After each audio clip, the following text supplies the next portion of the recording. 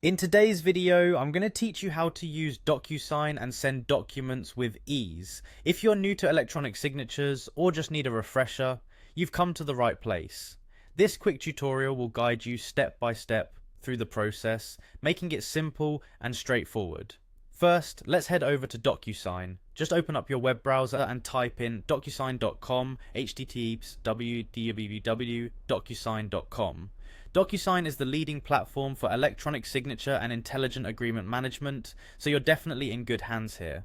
Once you're on the homepage, look for the login button. You can usually find it located at the top right corner of the page. Clicking this will redirect you to the login page where you can enter your credentials or set up an account if you haven't already done so.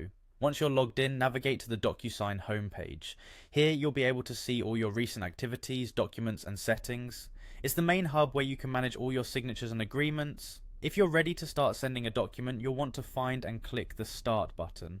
This is typically located in the upper section of the homepage and allows you to initiate the document signing process. Now that you've initiated a new document, it's time to add a recipient. Click on Add Recipient. This action is crucial because it lets you specify who will receive the document and in most cases acts as the signee. You'll have various options here, but for now let's focus on adding someone who needs to sign.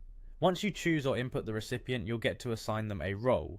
The needs to sign option is usually the default selection, as it designates the recipient as a signee who needs to provide a signature on the document. Send the document by clicking on the Send button. This will dispatch your document to the recipient's email address, where they can review and sign electronically.